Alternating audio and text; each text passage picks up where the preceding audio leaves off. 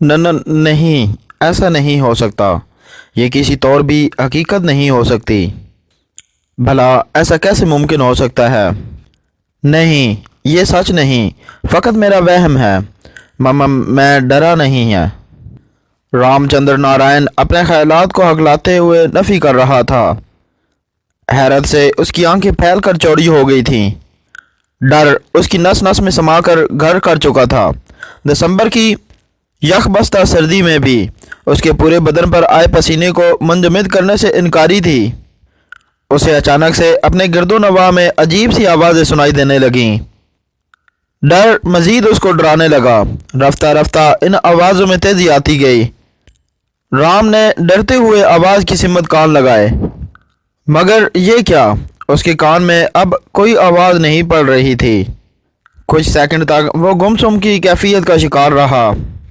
जब उसे दोबारा कोई भी आवाज़ सुनाई नहीं दी तो वो अपने बिस्तर से उठ खड़ा हुआ। कमरे में अंधेरा होने की वजह से उसे अपना जूता ढूंढने में दुश्वारी हो रही थी।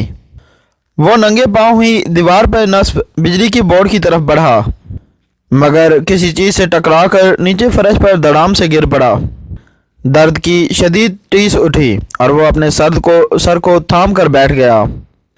पूरे सर में दर्द फैलकर शिद्दत इख्तियार कर गया था। राम ने अपने हाथों से अपने सर पर दर्द वाली जगह पर हाथ फेरा तो उसकी उंगलियां किसी गीली मगर चिपचिपी चीज़ से तर हो गईं। अचानक बाहर ज़ोर से बादल गरजे और साथ ही साथ बिजली चमकी।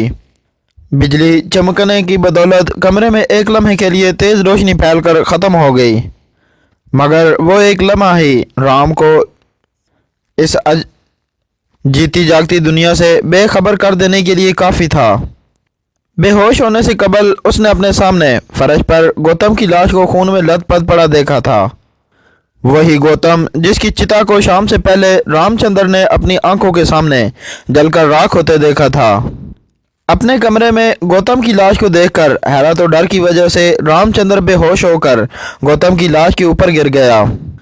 उसके बेहोश होते ही गौतम की लाश के चेहरे पर एक शैतानी हंसी फैल गई और लाश ने बेहोश पड़े रामचंद्र को अपनी गिरफ्त में दबोच लिया। हर तरफ हू का आलम था। माहौल पे गहरा सुकूत और सन्नाटा छाया हुआ था। गांव की बल खाती कच्ची सड़क रात के सन्नाटे में किसी वीरान जंगल का रूप धारे हुए थी। गांव का कच्चा चौक, जिसके दरमियानी हिस्से में एक बड़ा सा बरगद का पेड़ था, बिल्कुल सुनसान वीरान पड़ा था। कभी कभार एक लम्हे के लिए जब हवा चलती तो बरगद के पेड़ की शाखें और उन शाखों का जेवर सब्ज जर पत्ते आपस में सरगोशियां करते महसूस होते। पूरा गांव किसी वीरान कब्रिस्तान की मानद मुर्दा मुर्दा सा और बहुत डरावना सा लग रहा था। ऐसे में एक 2 मरले के मकान के छोटे से कमरे में एक दिया रोशनी फैलाकर माहौल को मजीद पुरअसरार बनाने के पर तुला हुआ था। कमरे का अंदरूनी खाना बहुत अजीब था। कमरे की दीवारों पर स्याह पेंट किया हुआ था। वहाँ एक पुराना सा बेड भी मौजूद था, जिस पर मैली कुचैली चादर बिछी हुई थी। एक मेज़ और उस मेज़ के सामने एक कुर्सी पड़ी हुई थी। मेज़ पर कुछ पुरानी बोसीदा सी किताबों का राज कायम था। कुछ मैले से सफ़ेद कागज़ जो अपना रंग और रूप तब्दील करके जर्द माइल हो चुके थे, उसी मेज़ पर पड़े थे।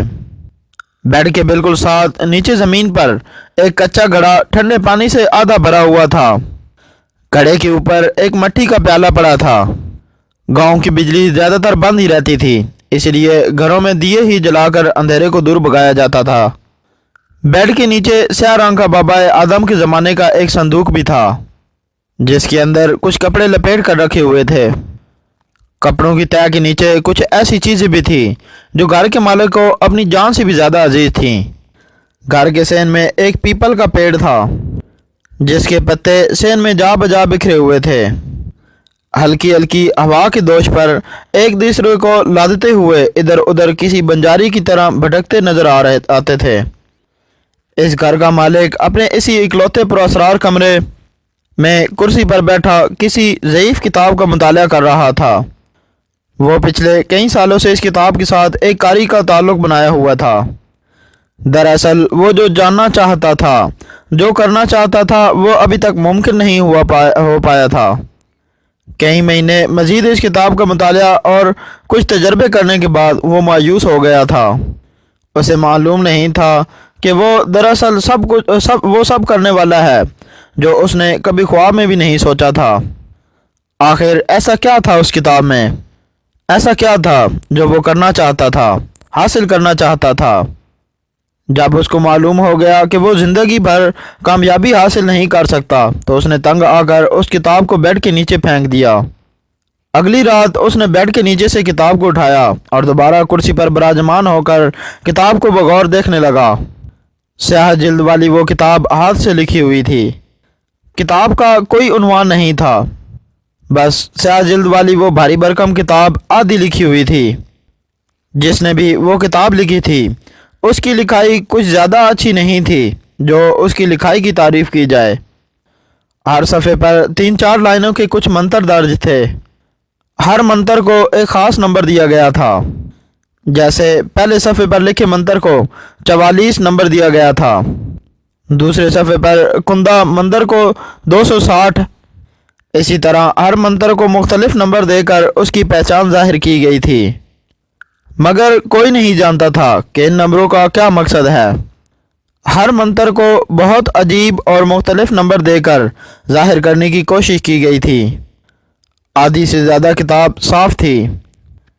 اس رات اس شخص کے ذہن میں نہ جانے کیا آیا کہ وہ پین لے کر اس کتاب پر لکھنے بیٹھ گیا۔ ساری رات وہ کتاب پر کچھ لکھتا رہا۔ دراصل وہ کتاب پر کچھ کہانیاں لکھ رہا تھا، ایسی کہانیاں جن کا حقیقت سے دور دور تک کوئی تعلق نہیں تھا، ایسی کہانیاں جو فقط اس کی خیالات پر مبنی تھیں۔ وہ 5 کہانیاں لکھ چکا تھا۔ ہر کہانی کے اختتام پر اسے اگلا صفحہ وہ خالی چھوڑ دیتا تھا، لیکن ایک خاص بات تھی جس سے وہ لا علم تھا۔ وہ خاص بات یہ تھی کہ وہ ہر کہانی لکھنے سے پہلے کہانی کے عنوان کی جگہ اس کتاب پر لکھے منتروں میں سے ایک منتر لکھ دیتا تھا۔ منتر لکھنے کے بعد وہ اپنے ذہن میں پنپتے خیالات کو ان زردی مائل صفحات پر اتار دیتا۔ 5 کہانیاں لکھ کر وہ لکھنا بند کر چکا تھا کیونکہ کتاب کے صفحات ختم ہو چکے تھے۔ پھر وہ وہیں کرسی پر ڈھہ سا گیا اور ہوش و آواز کی دنیا سے بیگانہ ہو گیا۔ وہ کتاب اسے ایک کھنڈر سے ملی تھی۔ اس کھنڈر کے بارے میں لوگوں کا کہنا تھا کہ وہاں بھوت پریت بستے ہیں، مگر وہ ایک دلیر لڑکا تھا۔ ان باتوں سے اس کے ذہن و دل میں رتی بھر بھی ڈر نہیں آیا۔ ایک دن وہ اسی کھنڈر میں تھا جب اسے وہ کتاب ایک پتھر کے نیچے دبی ہوئی نظر آئی۔ وہ جلدی سے کتاب کی جانب لپکا اور کتاب کو اٹھا کر دیکھنے لگا۔ کتاب کا کوئی عنوان نہیں تھا۔ جب اس نے وہ کتاب کھول کر دیکھی تو حیران رہ گیا، کیونکہ وہ وہی کتاب تھی جس کے بارے میں لوگوں کی مختلف رائے تھی۔ کوئی کہتا تھا کہ اس کتاب میں دولت مند بننے کے راز پوشیدہ ہیں۔ کسی کا گمان تھا کہ اس کتاب کے ذریعے مرے ہوئے لوگوں سے باتیں کی جا سکتی ہیں۔ کئی ایسے لوگ تھے جو یہ مانتے تھے کہ اس کتاب کے ذریعے جن بھوت قید کیے جا سکتے ہیں۔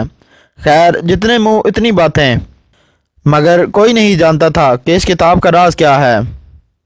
بس لوگ اتنا جانتے تھے کہ انہیں ان کے پرکھوں نے اس کتاب کے بارے میں بتایا تھا، مگر کوئی نہیں جانتا تھا کہ وہ کتاب کہاں غائب ہو گئی تھی۔ رام چندر کو جب وہ کتاب ملی تو اس کی پہچان اس سیاہ جلد نے کی جس کے بارے میں اس نے اپنے بزرگوں سے سنا تھا۔ دوسری پہچان یہ تھی کہ وہ کتاب کسی کے ہاتھ سے لکھی ہوئی تھی۔ دونوں نشانیوں کو پا کر رام چندر بہت خوش ہوا تھا۔ اسے ایسا محسوس ہو رہا تھا جیسے اس نے دنیا جہان کی سب سے قیمتی شے پا لی ہو۔ گھر آ کر اس نے کتاب کا مطالعہ شروع کر دیا۔ اس نے کسی کو بھی نہیں بتایا تھا کہ اسے وہ کتاب مل گئی ہے، لیکن وہ اپنے گاؤں کے سب سے بزرگ انسان سے ہر روز معلومات اکٹھی کرنے ضرور جاتا تھا۔ وہ بس یہ جاننا چاہتا تھا کہ کتاب پر لکھے منتروں کو کس جگہ اور کس حالت میں پڑھنے چاہیے تاکہ مطلوبہ فوائد حاصل کیے جا سکیں، کیونکہ کتاب پر یہ کہیں بھی نہیں لکھا تھا کہ یہ منتر اس خاص مقصد کے لیے ہیں یا اسے کس طرح پڑھنا ہے۔ وہ بس اپنے بزرگوں سے معلومات اکٹھی کر کے ان منتروں کو پڑھنا چاہتا تھا۔ رام چندر نے کئی سال تک اس کتاب کا مطالعہ کیا اور کئی سال وہ اپنے بزرگوں کے بتائے ہوئے طریقے پر چلتے ہوئے منتروں کی جاپ کرتا رہا، مگر اسے کوئی فائدہ یا کوئی کامیابی نصیب نہیں ہو رہی تھی۔ اس رات بھی اس نے تنگ آ کر کتاب کو بیڈ کے نیچے پھینک دیا تھا۔ پھر اگلی رات اس کتاب پر 5 کہانیاں لکھ دی تھیں، مگر وہ یہ نہیں جانتا تھا کہ اس نے کیا کر دیا تھا۔ رام چندر اسی کمرے میں سویا ہوا تھا جب اسے کتاب کے صفحوں کی تیز تیز پھڑپڑانے کی آواز سے جاگ ہو گئی۔ وہ آنکھیں ملتا بیڈ پر بیٹھا ہوا اس کتاب کو دیکھ رہا تھا جس کے صفحے یوں تیز رفتاری سے رخ بدل رہے تھے جیسے کمرے میں کوئی طوفان آیا ہو، مگر طوفان تو دور کی بات، ہوا کا ذرا بھی نہیں تھا، اور کمرے کا دروازہ بھی بند تھا، اور پنکھا سردی کی وجہ سے پچھلے 3 مہینوں سے بند پڑا تھا۔ کتاب کے صفحے خود بخود پلٹتے گئے اور ایک جگہ آ کر رک گئے۔ اس نے غور کیا تو اس کی لکھی کہانی کے بعد چھوڑے ہوئے اس خالی صفحے پر اسے کچھ ہند سے لکھے دکھائی دیے۔ سیاہ حرف اور بولڈ سائز میں 60 لکھا ہوا تھا۔ اس نے دیکھا کہ وہ حرف کبھی سرخ رنگ کے ہو جاتے تو کبھی سیاہ۔ پھر اچانک کتاب کے صفحے دوبارہ خود بخود حرکت میں آئے اور اچانک کتاب یوں بند ہو گئی جیسے کبھی کھل ہی نہ گئی ہو۔ رام چندر نے کتاب کو دوبارہ کھولا اور ساری کتاب کھنگال ڈالی، مگر وہ 60 کا سرخ سیاہ ہندسہ اسے کہیں نظر نہیں آیا۔ اس کو پہلی بار ڈر کا شدید احساس ہوا تھا۔ اس کا دماغ اور شریر سن ہو چکا تھا۔ وہ سمجھ نہیں پا رہا تھا کہ آخر یہ کیا ماجرا ہے۔ کبھی اسے ایسا لگتا جیسے وہ سب خواب تھا، مگر اس کا یہ احساس بھی اسے مطمئن نہیں کر پا رہا تھا۔ جب وہ اس سارے مسئلے پر غور کرتے کرتے تھک گیا تو بستر پر ڈھہ گیا۔ وہ اپنی زندگی بدلنے چلا تھا، مگر اسے یہ معلوم نہیں تھا کہ اس کی زندگی کل سے سچ میں بدل چکی تھی۔ کل کا سورج اس کی زندگی میں کیا نیا روپ لے کر آنے والا تھا، وہ اس سے بے خبر تھا۔ کمرے میں جلتا دیا اچانک سے بجھ گیا اور رام چندر جو کہ نیند میں تھا یہ بھی جان نہیں پایا کہ کوئی اس پر شیطانی ہنسی ہنستا ہے۔ گوتم سارا دن جنگل میں لکڑیاں کاٹنے کے بعد گھر واپس لوٹ رہا تھا۔ آسمان پہ ہلکے سے بادلوں نے گھیرا تنگ کر رکھا تھا۔ ہوا بھی تھوڑی تیز اور ٹھنڈی تھی جو کہ سردی کے موسم میں گوتم کے جسم کو خنجر کی طرح توڑنے پر تلی ہوئی تھی۔ جنگل گھنا اور وشال تھا اور اوپر سے شام کے گہرے ہوتے ہوئے سائے جنگل کو مزید خوفناک بنا رہے تھے۔ گوتم تیز تیز قدم اٹھاتا ہوا جلد از جلد جنگل سے باہر نکلنے کی کوشش کر رہا تھا۔ تب یہ اچانک جنگل میں یوں اندھیرا چھا گیا جیسے کوئی سیاہ چادر ہو، جیسے کوئی سیاہ شے، جیسے کوئی گہرا اندھیرا کنواں۔ گوتم کے پاؤں چلتے چلتے اچانک سے رک گئے۔ اس گہرے اندھیرے میں ہاتھ کو ہاتھ سجائی نہیں دے رہا تھا۔ گوتم کے دل میں ڈر بیٹھ گیا تھا۔ اس کا دل ڈر کی کیفیت میں ڈوب کر تیز رفتاری سے دھڑک رہا تھا۔ دل کا ڈر دماغ کے ڈر سے کہیں زیادہ طاقتور اور تیز ہوتا ہے، کیونکہ دل میں جو ڈر ایک بار گھر بنا لیتا ہے پھر وہ آسانی سے وہاں سے نقل مکانی نہیں کرتا، جبکہ دماغ کا ڈر مصروفیات میں قید ہو کر کچھ وقت کے لیے انسان سے دور چلا جاتا ہے۔ گوتم نہ آگے بڑھ سکتا تھا نہ پیچھے، کیونکہ ہر طرف ایسا اندھیرا تھا کہ کچھ بھی نظر نہیں آ رہا تھا۔ تبھی گوتم کو اپنے ارد گرد سرگوشیاں سنائی دینے لگیں۔ گوتم ڈر کے مارے بھیگی بلی بن گیا۔ سرگوشیاں مزید قریب ہوتی گئیں اور پھر گوتم کو ایسا لگا جیسے کہ اس کو کسی نے اس کا نام لے کر مخاطب کیا گیا ہو۔ کون ہے؟ گوتم نے اپنے چاروں طرف گھومتے ہوئے ہلکاتی ہوئی آواز دی جو کہ شاید اس کے حلق سے باہر ہی نہیں نکلی تھی۔ پھر دفعتاً گوتم کو کسی نے اس کے سر کے بالوں سے پکڑ کر نیچے گرا دیا۔ گوتم کا سر زمین پر کسی لکڑی سے ٹکرایا تھا جس کی وجہ سے اس کے سر میں شدید درد ہوا تھا۔ گوتم اس وقت شدید درد میں مبتلا ہونے کے باوجود ڈرا ہوا تھا۔ وہ زمین پر ادھر ادھر ہاتھ پاؤں مار رہا تھا۔ وہ وہاں سے دوڑ جانا چاہتا تھا، مگر اندھا کیا جانے کہ جانا کدھر ہے۔ گوتم گوتم گوتم گوتم کو پھر سے اس کا نام سنائی دیا، مگر اس بار بہت واضح اور تیز سنائی دیا۔ کسی نے 3 بار کسی گیت کی لے میں اس کا نام پکارا تھا۔ कौन हो तुम? क्यों मुझे तंग कर रही हो? गौतम ने हिम्मत करके उस अनदेखी लड़की से फिर से सवाल किया जो उसके लिए यमराज बनी हुई थी। मैं कौन हूँ, ये पूछा ना तुमने? हाँ, यही पूछा है। बताओ कौन हो तुम और मेरे पीछे क्यों पड़ी हो? क्या बिगाड़ा है मैंने तुम्हारा? गौतम ने डर को खुद से दूर भगाते हुए यके बाद दीगर कई सवाल कर डाले। मैं कौन हूँ? मैं मौत हूँ तुम्हारी। अचानक से वो गुस्से से बिफरी महसूस हुई। उसकी आवाज़ में बादलों जैसी गरज थी। मैं वो हूँ जिसके घर को अभी तुम काट कर आ रहे हो। मैं वो हूँ जिसके बच्चों का सर तुमने अपने कुल्हाड़े से काट डाला। मैं वो हूँ जिसके छोटे छोटे बच्चों को तुमने मार डाला। वो गुस्से से धाड़े जा रही थी। फिर जंगल में ऐसी रोशनी फैली जैसे कई दिए एक साथ रोशन कर दिए गए हों। गौतम अभी तक जमीन पर पड़ा हुआ था। रोशनी देखते ही गौतम जल्दी से उठा और भागने लगा। रोशनियां गौतम की ताक़ुब में थीं। कभी वो रोशनियां ख़त्म हो जाती तो कभी फिर से रोशन हो जाती। गौतम को इस वक्त बस जंगल से निकलने की पड़ी थी, मगर वो क्या जानता था कि वो ज़िंदगी की तरफ नहीं बल्कि मौत की तरफ भाग रहा है। जंगल ख़त्म होने ही वाला था और वो रोशनियां अभी तक गौतम पर मुस्कुराते हुए उसका पीछा कर रही थीं। जब जंगल का आखिरी कोना आया तो वो रोशनियां अचानक से गौतम के आगे आ गईं और गौतम एकदम से वहीं साकित हो गया। फिर गौतम ने देखा जो शायद उसने कभी ख्वाब में भी नहीं देखा था। रोशनियां ख़त्म हो गईं और उनके ख़त्म होते ही गौतम के सामने एक बड़ा सा वजूद लहराने लगा। उसे देखते ही गौतम का ऊपर का सांस ऊपर और नीचे का सांस नीचे रह गया। गहरे स्याह रंग वाली किसी बड़े से दरख्त की साइज की वो औरत सचमुच मौत के फरिश्ते की तरह थी। उसके बाल इतने घने और लंबे थे कि ज़मीन से लग रहे थे। गौतम ने गौर किया तो वो बाल नहीं बल्कि सांप थे जो आहिस्ता आहिस्ता गौतम की जानिब बढ़ रहे थे। डर और खौफ के मारे गौतम के पाँव मन मन के भारी हो चुके थे। उसके मुंह से राल नहीं बल्कि खून टपक रहा था। आंखें बहुत बड़ी, नाक की लंबाई मुंह से आगे तक बढ़ी हुई थी। उसके दोनों पांव उल्टे और तलवार की माने नाखून थे।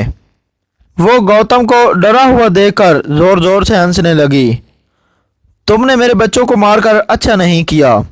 मैं तुम्हें जिंदा नहीं छोड़ूंगी। तुम्हें कभी चैन नहीं आने दूंगी। मैंने जानबूझकर तुम्हारे बच्चों को नहीं मारा।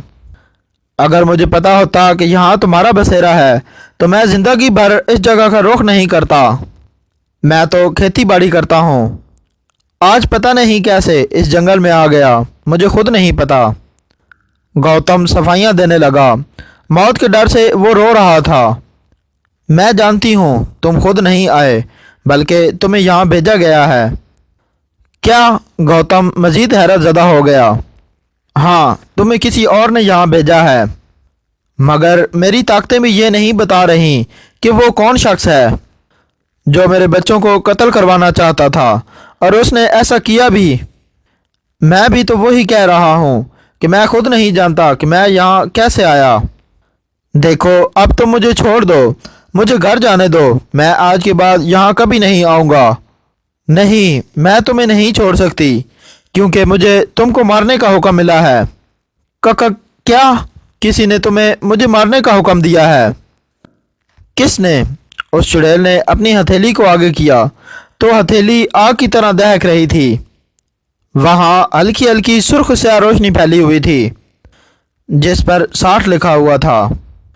ये मेरा हाकिम है, यही मुझे हुक्म देता है, यही मेरी पहचान भी है।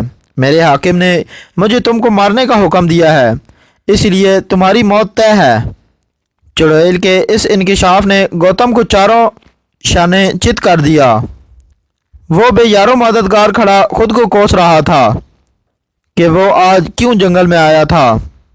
काश उसे पहले इल्म होता तो वो ज़िंदगी भर इस तरफ का रुख नहीं करता। मगर अफसोस, सद अफसोस, सारी कश्तियाँ जल चुकी थीं, चिड़िया खेत चुक गई थी। अचानक उस चुड़ैल के सांपों की मानद बालों ने बरक रफ्तारी से गौतम के सारे वजूद के गिर्द घेरा तंग कर दिया। وہ سانپ گوتم کے جسم سے لپٹے ہوئے اسے ڈسے جا رہے تھے۔ کوئی سانپ کان میں گھس رہا تھا، کوئی ناک میں تو کوئی منہ کے راستے پیٹ میں گھستا چلا جا رہا تھا۔ گوتم کے آنکھوں کے ڈیلے ڈر کی شدت کے باعث آنکھوں سے باہر نکل آئے تھے۔ جس جگہ آنکھوں کے ڈیلے تھے اب وہاں گہرے سیاہ سوراخ تھے، جس سے سرخ سیاہ خون بہہ کر گوتم کے پورے وجود کو رنگتا جا رہا تھا۔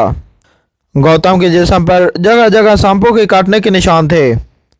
گوتم کب کا مر چکا تھا، ایسی موت جو اس نے کبھی سپنے میں بھی نہیں سوچی تھی، ایسی موت جو برسوں تک یاد رکھی جانے والی تھی، ایسی موت جو کوئی بھی پانا نہیں چاہتا تھا۔ گوتم کے جسم سے جگہ جگہ سفید جھاگ کی مانند مادہ نکل کر بہہ رہا تھا۔ موت اپنا کام کر چکی تھی، گوتم کو مکتی مل چکی تھی، مگر وہ مکتی فقط دنیا والوں کی نظروں میں تھی۔ اسے ابھی تک نروان حاصل نہیں ہوا تھا، جونی چکر بھی ابھی نہیں مل سکتا تھا اسے، کیونکہ ابھی اس کی آتما کو اس دنیا سے رہائی نہیں ملی تھی۔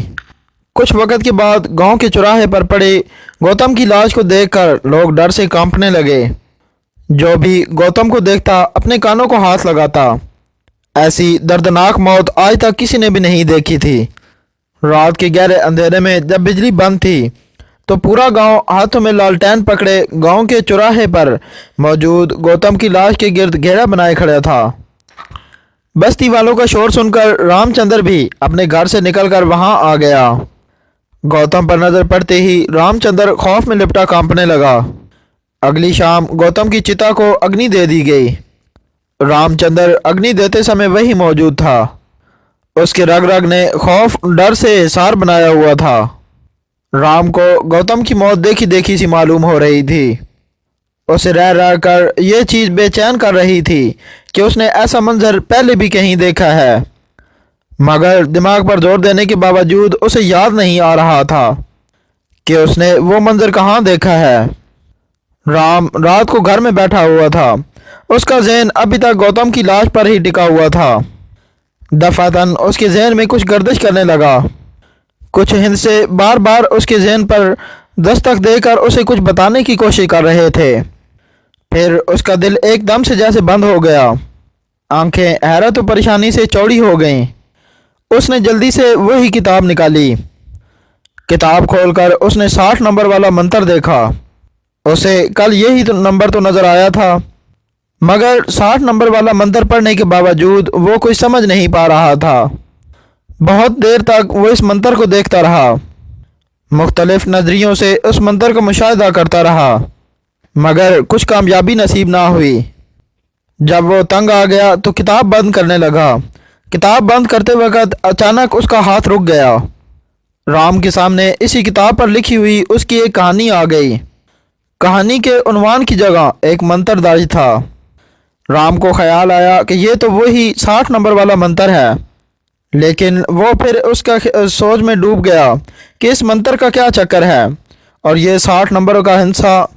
اسے پھر خیال آیا کہ گزشتہ شب جب یہ کتاب کے اوراق خود حرکت کر رہے تھے تو ایک جگہ آ کر رک گئے تھے، وہاں 60 کا ہندسہ جگمگا رہا تھا، لیکن ان سب کے باوجود وہ یہ نہیں سمجھ پا رہا تھا کہ منتر کا اور اس ہندسے کا کیا چکر ہے، اسے کیوں وہ ہندسہ گزشتہ شب نظر آیا تھا۔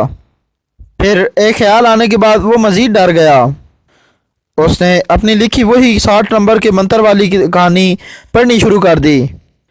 جوں جوں وہ کہانی پڑھتا جا رہا تھا تو رام پہ دہشت و خوف کا بسیرا کرتا جا رہا تھا، کیونکہ رام نے جانے انجانے میں ایسا کچھ لکھ دیا تھا جو اب حقیقت میں ہو چکا تھا۔ 60 نمبر والے منتر کی کہانی کا واحد کردار گوتم ہوتا ہے، جو ایک دن یوں ہی جنگل میں لکڑیاں کاٹنے جاتا ہے۔ راستے میں اسے شام ہو جاتی ہے اور گھر واپس لوٹتے ہوئے سمے جنگل میں ایک چڑیل سے اس کا سامنا ہو جاتا ہے اور پھر وہی چڑیل اس کو مار ڈالتی ہے۔ اس کہانی کے کردار کی موت اور حقیقت میں اس گاؤں والے گوتم کی موت بالکل ایک جیسی تھی۔ جیسے کہانی کے کردار کی آنکھیں باہر کو نکل آئی تھی، ویسے ہی اس گاؤں کے گوتم کی بھی آنکھیں باہر کو نکل آئی تھی۔ آسان لفظوں میں یہ کہ اس کہانی کے کردار نے کہانی میں جو بھی عمل کیا تھا یا اس کے ساتھ جو بھی معاملہ پیش آیا تھا ویسا ہی حقیقت میں پیش آیا تھا۔ گاؤں کے لڑکے گوتم کے ساتھ رام اپنا سر تھام کر بیٹھ گیا۔ وہ بہت ڈر رہا تھا۔ اچانک رام کو اپنے ارد گرد بہت سی آوازیں سنائی دینے لگیں۔ ڈر اس کی رگ رگ میں سرایت کر گیا تھا۔ کمرے میں اندھیرا ہونے کے باعث اسے کچھ دکھائی بھی نہیں دے رہا تھا۔ وہ بجلی کا بٹن آن کرنے کی خاطر اٹھا کہ اچانک کسی چیز سے ٹکرا کر نیچے زمین پر زور سے گرا۔ درد کی ایک شدید لہر کا احساس ہوا۔ اچانک بجلی زور سے چمکی تو اسے کمرے میں فرش پر گوتم کی لاش نظر آئی۔ وہ مزید ڈر گیا۔ تبھی ڈر و خوف کی وجہ سے رام بے ہوش ہو گیا۔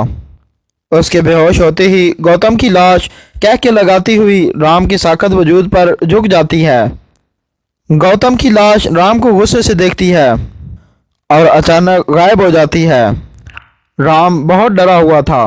کل رات والے واقعے نے اس کو کچھ ایسا اپنے حصار میں جکڑا تھا کہ وہ ابھی تک خود کو اسی قید میں محسوس کر رہا تھا۔ وہ میز کے سامنے بیٹھا تھا جب وہی منتروں والی کتاب خود بخود حرکت میں آئی تھی۔ کل والا عمل پھر سے دہرایا گیا۔ صفحات کی اندیکھی طاقت کے زیر اثر گردش کرتے رہے اور ایک خالی صفحے پر آ کر رک گئے۔ وہ رام کی اس کتاب پر لکھی چوتھی کہانی کا وہ حصہ تھا۔ وہ بالکل خالی تھا، بالکل صاف تھا۔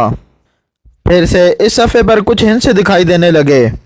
سرخ و سیاہ روشنائی میں قید 110۔ ہاں، بالکل یہی ہندسہ درج تھا وہاں۔ رام چندر حیرت و خوف سے پھر سر تھام کر بیٹھ گیا۔ پھر جلدی سے 110 نمبر والے منتر کی کہانی نکال کر پڑھنے بیٹھ گیا۔ اس کا مقصد یہ تھا کہ وہ کہانی پڑھ کر یہ جان لے گا کہ اب کس کا قتل ہونے والا ہے۔ ساری کہانی پڑھنے اور غور و فکر کرنے کے بعد بھی اسے اپنے گاؤں میں کہانی والا کردار نہ مل سکا۔ اس نے باقاعدہ گاؤں کے سب سے بزرگ انسان سے بھی اس نام کے شخص کو جاننا چاہا مگر وہاں سے کامیابی نہ مل سکی۔ آخر اب کون ہو سکتا ہے؟ کون موت کی گھات اٹھانے والا تھا؟ رہ رہ کر اسے خود پر افسوس اور غصہ آئے جا رہا تھا کہ کیوں اس نے وہ منتروں والی کتاب اٹھائی تھی۔ اگر اٹھا بھی لی تھی تو اس سے آگے کیوں بڑھا تھا؟ کیونکہ اس نے لوگوں کی موت کی کہانیاں تحریر کی تھیں۔ اگلی صبح اخبار میں ایک درمیانے عمر کی شخص کی خوفناک تصویر لگی تھی۔ صحافیوں کے مطابق اس انسان کا قتل کسی پاگل بوڑھے نے کیا تھا، کیونکہ لاش کے نزدیک انہیں ایک لوہے کی لاٹھی ملی تھی جس پر خون لگا ہوا تھا۔ مگر صرف رام ہی جانتا تھا قتل کسی پاگل بوڑھے نے نہیں بلکہ اس شخص کی بیوی نے کیا تھا، اور اس شخص کی بیوی یقینی طور پر اب گھر میں کوہرام مچائے مگر مچ کے آنسو بہائے جا رہی تھی اور کچھ دن بعد اپنے پریمی سے بیاہ کرنے والی ہوگی۔ اس رات بھی کمرے میں اندھیرا تھا، بارش بھی ہو رہی تھی اور رام چندر ڈرا ڈرا سا بیٹھا ہوا تھا جب اسے اپنے سامنے کل رات قتل ہونے والے پریتم کی لاش نظر آئی۔ وہ سمٹ کر بستر پر بیٹھ گیا۔ پریتم کی لاش کے ساتھ اب گوتم کی لاش بھی خونی نگاہوں سے رام چندر کو دیکھ رہی تھی۔ رام کی زندگی صرف فقط ڈر میں قید ہو کر رہ گئی تھی۔ پریتم اور گوتم کی لاشیں اسے خوابوں میں بھی ڈرانے لگی تھیں۔ ہر وقت اسے یہ احساس شدت سے ہوتا تھا کہ کوئی اس پر نظر رکھے ہوئے ہے، کوئی اس کا پیچھا کر رہا ہے۔ رام کو کچھ سمجھ نہیں آ رہا تھا کہ وہ کیسے اس مصیبت سے باہر نکلے۔ اس رات بھی وہ بہت خوف کی حالت میں میز کے سامنے پڑی کرسی پر بیٹھا ہوا تھا۔ اچانک ایک خیال نے اسے بہت بے چین اور پرسکون کر دیا تھا۔ اس نے جلدی سے وہ منتروں والی کتاب اٹھائی۔ رام کا مقصد اس کتاب کی تمام صفحات کو پھاڑ کر جلا دینا تھا۔ اس نے جلدی بقیہ 3 کہانیوں کے صفحات کتاب سے پھاڑنے چاہے، مگر یہ کیا؟ کتاب کے صفحات تو جیسے لوہے کے ہو گئے تھے۔ وہ ان کو پھاڑ تو کیا فولڈ بھی نہیں کر پا رہا تھا۔ لاکھ کوشش کے باوجود بھی وہ ناکام ہی رہا۔ دن پہ دن گزرتے چلے گئے اور یکے بعد دیگر 2 اور قتل ہو گئے، بالکل ویسے ہی جیسے رام نے کتاب میں لکھا تھا۔ وہی کردار، وہی ہتھیار، وہی کربناک موت۔ جیسے ہی کوئی شخص قتل ہوتا اس شخص کی لاش رام کو جینا دوبر کرنے کے لیے اس کی خوابوں، خیالوں اور حتیٰ کہ اس کے گھر تک آ جاتی۔ गौतम, प्रीतम, नारायण, रवि, ये वो चार लोग थे जो राम की कहानियों के किरदार थे। ये वो चार बेकसूर थे जिनकी मौत का फरमान राम ने लिखा था। ये वो चार लोग थे जो राम की ज़िंदगी ख़त्म करने के दर पे थे। राम डरो खौफ से मुकम्मल तौर पर पागल हो गया था। अब एक कहानी बाकी बची थी, मतलब एक कत्ल और कर्बनाक मौत, एक और ज़िंदगी का खात्मा। मगर जब राम ने मंत्रों वाली किताब पे अपनी लिखी वो आखिरी कहानी पढ़ी तो उसका जिस्म ठंडा पड़ गया। खून जिस्म में जैसे जम गया था, हाथ पांव भी साकित जामिद हो गए। कौन जानता था कि अगली मौत किसकी होने वाली थी। पूरी बस्ती अपने अपने बिस्तरों में दुबकी हुई थी, मगर राम को एक पल भी चैन मुयसर नहीं था। वो जनवरी की आखिरी शाम थी। शाम से पहले तक मौसम बिल्कुल ठीक था, मगर शाम के साए गहरे होते ही बादलों से आसमान की छाती भर गई।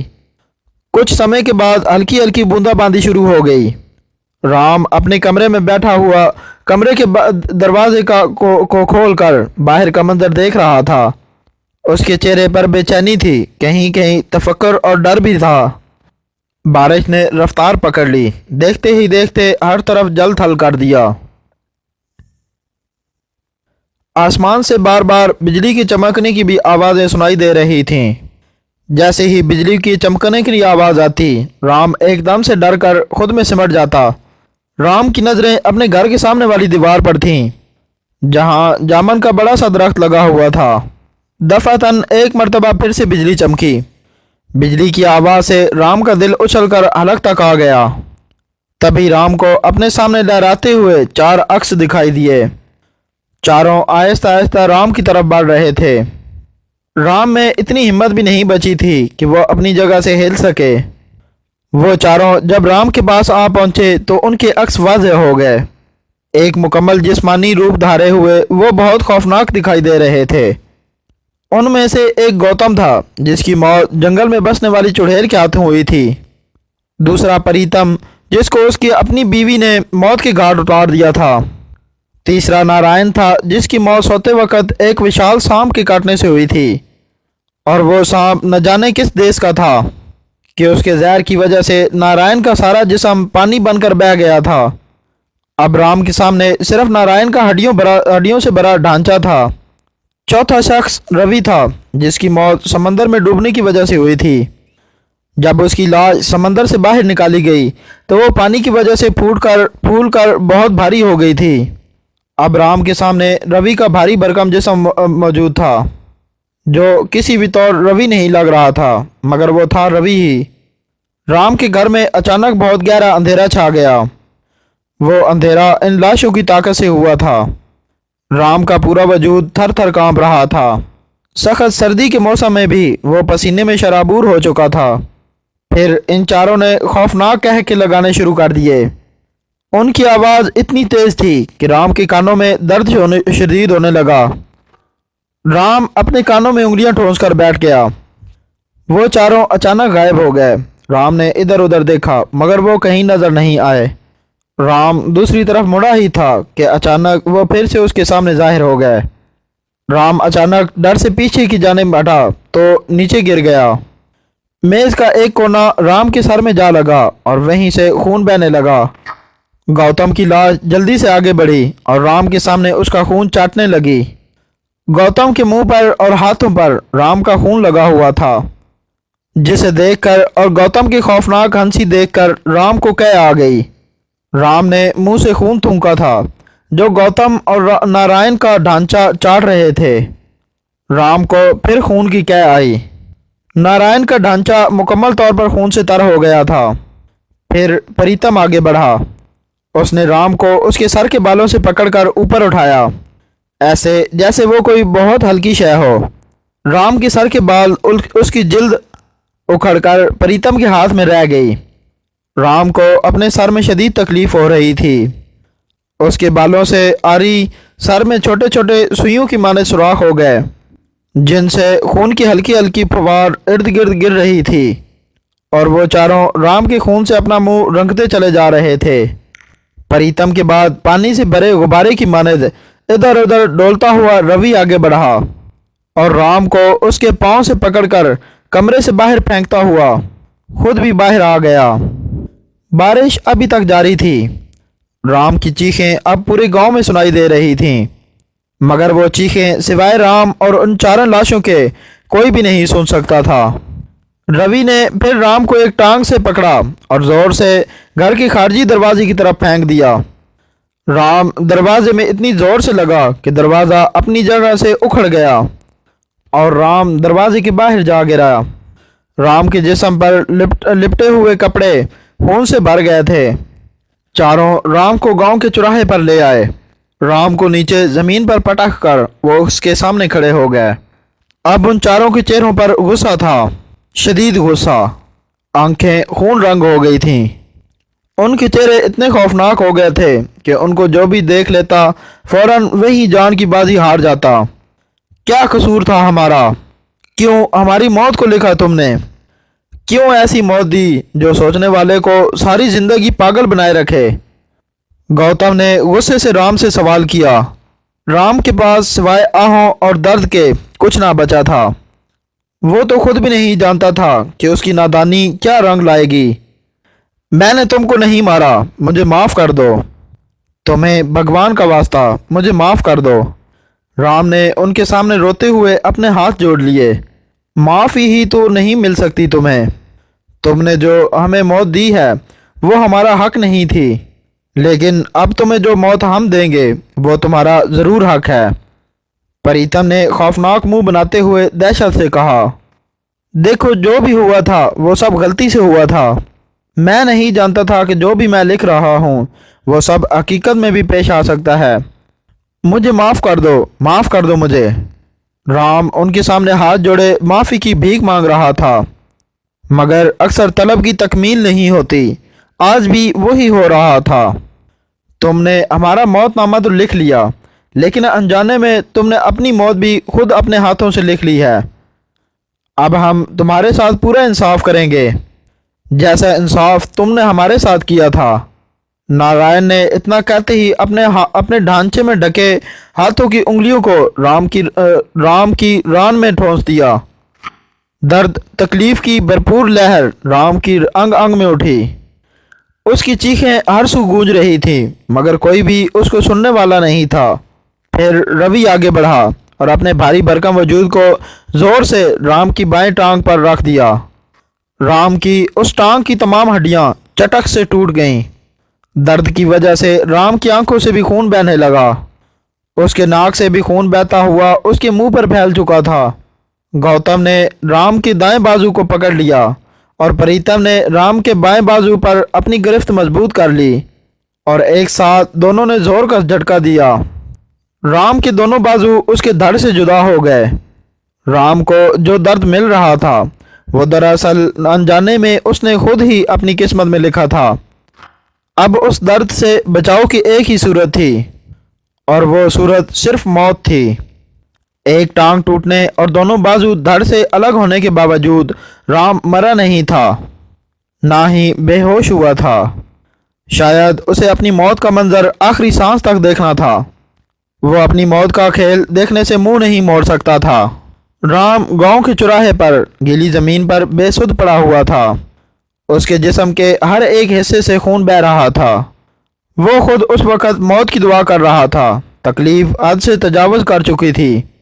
शायद दर्द का आखिरी मकाम भी तय कर लिया था राम ने। फिर चारों लाशें एक साथ राम की जानिब बढ़ीं। गौतम और रवि ने राम की दोनों टांगें पकड़ी और एक झटका देकर धड़ से अलग कर दी। ऐन उसी समय राम की मौत वाक़या हो गई। उन्होंने राम के जिस्म के हर एक हिस्से को वहीं दरख्त पर लटका दिया और उसके सर को वहीं चौराहे पर रख दिया। और अचानक वो लाशें, जो दरअसल शैतानी आत्माएं थीं, हमेशा हमेशा के लिए वहाँ से गायब हो गईं। उस मंत्रों वाली किताब पर राम की लिखी हुई कहानियाँ राम के मरते ही खुद ब खुद साफ हो गईं। किताब के सफ़हात पहले की तरह कोरे हो गए, बिल्कुल ऐसे जैसे उस पर कभी कुछ लिखा ही नहीं गया था। वो चारों आत्माएं जो राम की मौत के साथ ही मुक्ति पा गई थीं, मगर राम की आत्मा को मुक्ति नहीं मिली थी। رام کی آتما اب بھی اس گھر میں بھٹکتی رہتی ہے۔ اسے مکتی صرف ایک صورت میں مل سکتی ہے کہ رام کے جیسا ہی کوئی شخص آئے اور اس کتاب کو بنا پڑھے جلا دے، مگر ایسا کب ہو سکتا ہے یہ کوئی نہیں جانتا۔ دوستوں، اگر آپ کو ہماری یہ کہانی پسند آئی ہے تو ہماری ویڈیو کو لائک کریں، چینل کو سبسکرائب کریں اور اپنے دوستوں کے ساتھ شیئر کریں۔ مزید سٹوریز کے لیے بیل آئیکن کے بٹن کو پریس کریں تاکہ ہر آنے والی نیو اپڈیٹ آپ کو آسانی سے مل سکیں۔